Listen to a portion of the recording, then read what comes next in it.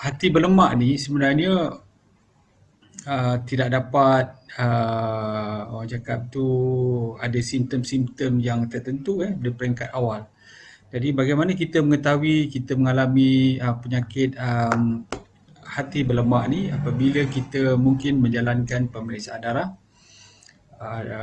pada satu orang cakap tu ketusan darah yang dinamakan sebagai liver function. Dekat situ ada macam-macam kalau tuan-tuan ada laporan darah, kat situ ada liver function test. Di situlah menunjukkan sama ada kita punya total bilirubin, kita punya protein, sama ada albumin ataupun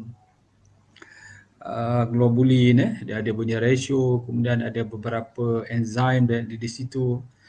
Yang ini sebenarnya menjadi panduan pada kita sama ada kita sudah mengalami masalah hati yang berlemak ataupun tidak. Jika ada peningkatan, jangan terus panik. Ramai di antara yang menunjukkan atau me-WhatsAppkan saya laporan perubatan mereka.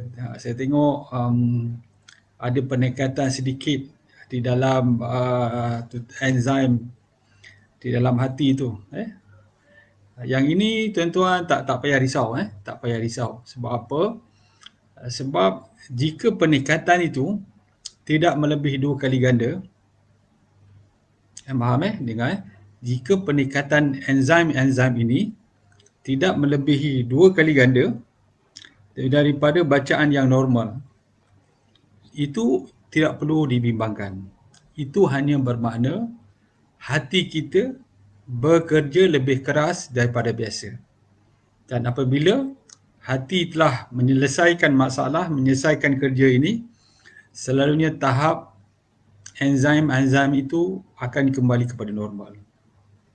Jadi sebagai contoh, katakan satu enzim di situ, maksimum dia adalah 100. Lebih daripada 100 dia dah tak normal. Kemudian naik ke 120, 150. Yang itu jangan risau dulu. Tetapi sebagai contoh dah naik sampai 200, yang ini perlu dirisaukan, berkemungkinan sama ada peningkatan ini menunjukkan bebanan kerja yang terlalu banyak dalam masa yang pendek, beberapa hari yang lepas, beberapa minggu yang lepas.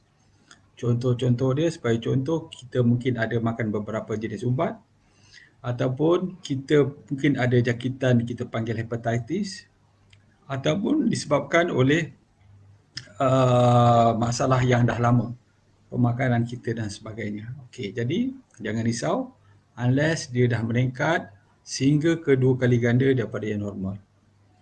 Yang ini memerlukan pemantauan yang lebih untuk melihat apa punca dan sebagainya yang kita sebut. Jadi ingat jangan cakap, doktor macam mana ni saya punya laporan kesihatan saya, perubatan saya nampak dia macam lebih sikit. Selagi dia tidak mencapai 2 kali ganda, jangan risau dulu.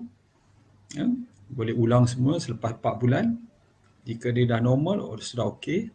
Kalau dia meningkat, kita tengok peningkatan dia. Sama ada peningkatan dia semakin meninggi dengan melonjak dan juga menyebabkan enzim-enzim lain juga mungkin bertambah, ataupun dia dah kembali normal 4 bulan, 6 bulan. Begitu jika ada masalah. Jika ambil terlalu cepat, sebulan mungkin tidak menunjukkan apa-apa sangat. Jadi kita bagi masa 4 bulan, 6 bulan, itu sudah cantik dah untuk kita memeriksa semula fungsi hati tadi tu.